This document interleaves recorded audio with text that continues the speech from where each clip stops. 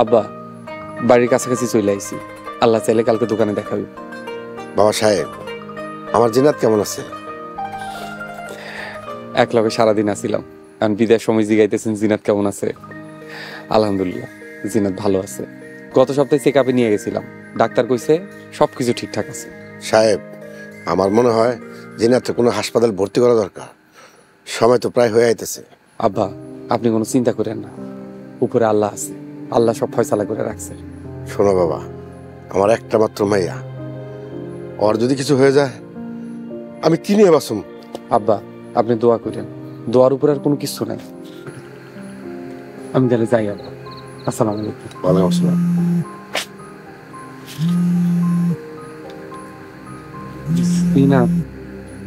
জিনাত এই সময় ফোন দিচ্ছে। হ্যাঁ হ্যালো জিনাত, আসসালামু আলাইকুম। সাহেব আপনি তাড়াতাড়ি বাড়িতে আসেন। কি হয়েছে জিনাত, তুমি ঠিকঠাক আছো তো? আমি আমি আমি কলপারে পড়ে গেছি, অনেক কষ্ট করে আইছি, আমি মনে আর বাঁচবো না।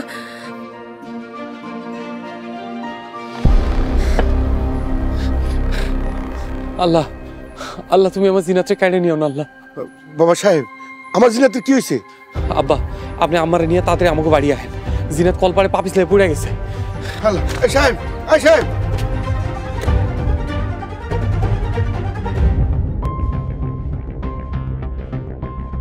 জিনাতের মা, তুমি তাড়াতাড়ি রেডি হও, জিনাতের খুব বিপদ। হ্যাঁ আমি আইতেছি তোমার নিতে।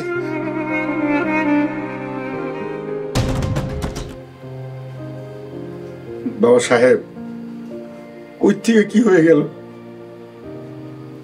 আল্লাহ তুমি আমার বুকের দুধটা ফিরে দিও। মুমিন বান্দা কখনো আল্লাহর রহমতের আশা ছাড়ে না, নিরাশ হয় না। কিছু হইব না, তোমরা খালি খালি চিন্তা করতেছো। আমি 1000 রাকাত নফল নামাজ মানত করছি, জিনা তার বাবুরে নিয়ে আমি বাড়িতে যাবো ইনশাল্লাহ। ইনশাল্লাহ আম্মা, ইনশাল্লাহ।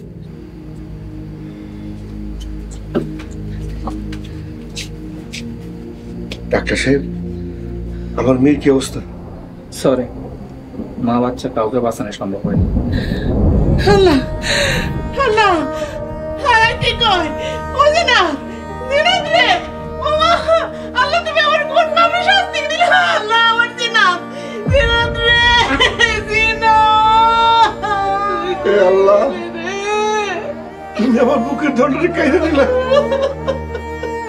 কোন পাপে শাস্তি দিলে আমারে? জিনা, জিনা রে।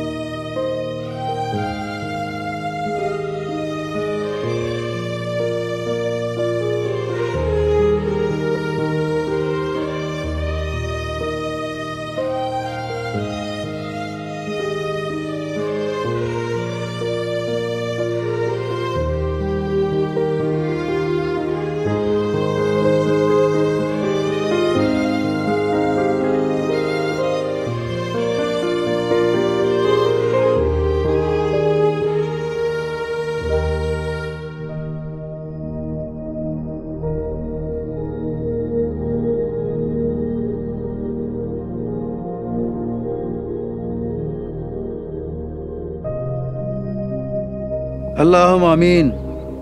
আল্লাহ, আজ আমরা তোমার কিছু গুনাহগার বান্দা বান্দি মরহুম আলম চেয়ারম্যানের কবর জিয়ারতের জন্য হাত তুলেছি। আল্লাহ তুমি আমাদের হাতগুলো কবুল করে নাও, আমিন। কবরবাসী সকল বান্দা বান্দির কবরে আযাব মাফ করে দাও। বিশেষ করে সাবেক চেয়ারম্যান ও তার সহধর্মিণী এই কবরস্থানে শুয়ে আছেন, তাদের জীবনের সমস্ত গুনাহ মাফ করে দাও। হে আল্লাহ, আমার আব্বাকে তুমি মাফ করে দাও। তার জীবনের সব ভুল ত্রুটি ক্ষমা করে দাও। আল্লাহ, তুমি আমার আব্বাকে জানিয়ে দাও তার মেয়েকে রসুলপুরের মানুষজন ভোট দিয়ে চেয়ারম্যান নির্বাচিত করেছে। আল্লাহ, আমার আব্বা মা দুজনকে তুমি মাফ করে দাও, তাদের কবরকে জান্নাতের বাগান বানিয়ে দাও। আমিন। আল্লাহ, তুমি সাবেক চেয়ারম্যান আলম সাহেবকে জান্নাতের উঁচা মাকামে আশ্রয় দান করো। তার মেয়ে সাদিয়া আলমকে এই ইউনিয়নের মানুষ বিপুল ভোটে চেয়ারম্যান নির্বাচিত করেছেন, তাকে এই ইউনিয়নের সেবা করার সুযোগ দান করো। পিতার মতো তিনিও যেন সফল হন সেই ব্যবস্থা করে দিন। আমিন, আমিন, আমিন।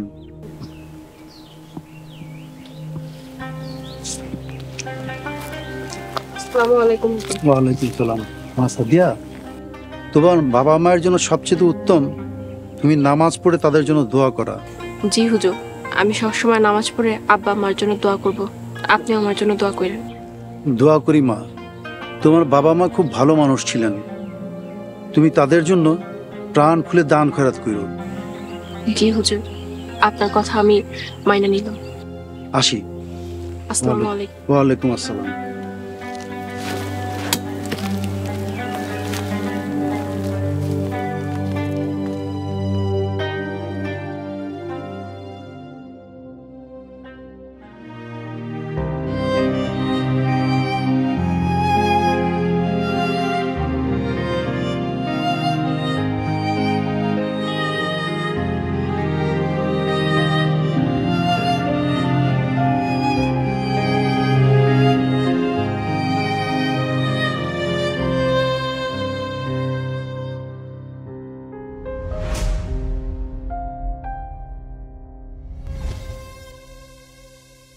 আসসালামু আলাইকুম চেয়ারম্যান সাহেবা।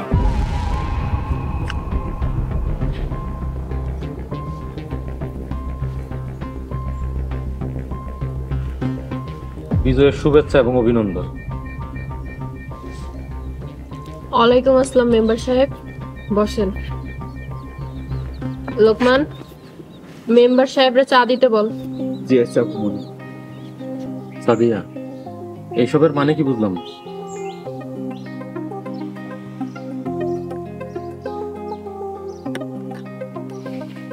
এইবার বলেন মেম্বার সাহেব। সাদিয়া, তুমি বডিগার্ড রাখছো ঠিক আছে, তাই বলে ওগরে দিয়ে আমারে সার্চ করাইবা? তুমি ভুলা যাও না তোমার সাথে আমার একটা প্রেমের সম্পর্ক ছিল। অতীত ভুলা যাইতে হয় না। মেম্বার সাহেব, আমি জানতাম আপনি ভুলভাল বলবেন, এর জন্যই বডিগার্ডটা চলে যেতে বলছি। শুভ, আমি আর আগের সাদিয়া নাই, এটা বুঝতে হবে তোমার। সবই ঠিক আছে, তাই ভুলা যাও না। শুভ, নো সাদিয়া, ম্যাডাম। ও, তোমার এখন আমার ম্যাডাম ডাকতে হইব? অহংকার নিমজ্জিত করো, অহংকার মানুষের ধ্বংস করে দেয়। আমি আবারও কইতাছি, আমারে ম্যাডাম বলবেন, সাদিয়া না। Okay madam. এইবার বলেন, কেন আসছেন? কোনো কাজে? না ম্যাডাম, আপনাকে ফুলের শুভেচ্ছা জানাইতে আসছিলাম। ফুলের তোড়ার জন্য ধন্যবাদ। আল্লাহ হাফেজ। ঠিক আছে, আসি। মিস্টার শুভ, অতীত আমি ভুলি নাই, ভুলছেন আপনি। ছিলেন তো আমার রাস্তার একটা মস্তান, আমার দোয়ায় মেম্বার হইতে পারছেন। নিজের ইমেজ ঠিক করেন, নিজের পরিচয় নিজে করেন।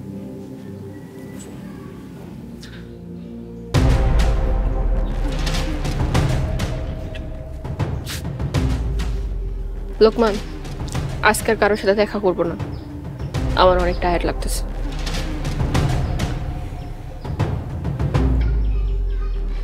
কিরে লোকমান, কি হয়েছে তোর? আজকের মতো আনন্দের দিনে তুই কাঁদতেছিস কেন?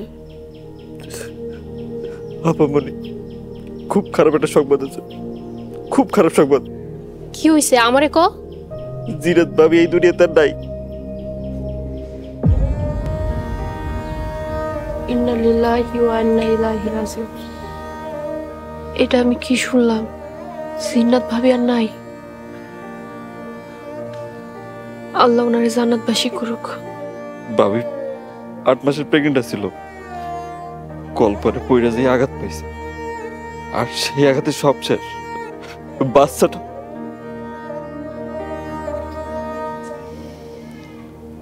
আল্লাহ সাহেবরা সহ্য করার শক্তি দিক। লোকমান, আমি এখনই সাহেবের বাড়িতে যেতে চাই। আপনার মনে আমি ব্যবস্থা নিতেছি।